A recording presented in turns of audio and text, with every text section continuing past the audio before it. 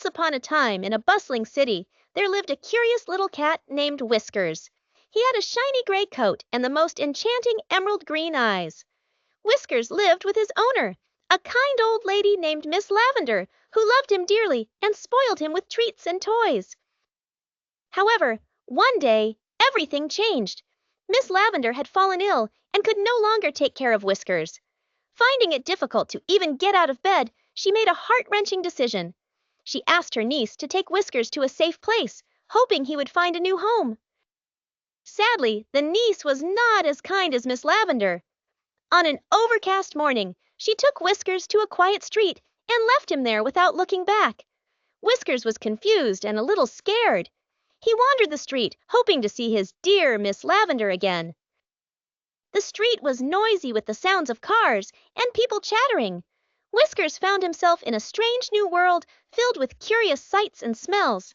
Despite feeling a bit lost, he was determined to make the best of his new situation.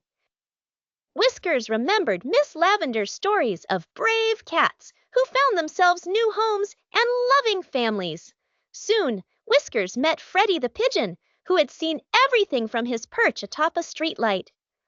"Hey, little furball," cooed Freddie. Grateful for the company, Whiskers followed Freddie to the nearby park. "See, over there," pointed Freddie with his wing. "That's where you can find mice, and over here is a kind man who loves feeding cats. You might want to charm him." Whiskers took Freddie's advice to heart. He trotted over to the kind man, a cheerful fellow named Ben. When Ben saw Whiskers, he immediately noticed the cat's shiny coat and gentle demeanor. "Well, hello there. What's a pretty cat like you doing out here all alone?" Every day after that, Whiskers visited Ben in the park.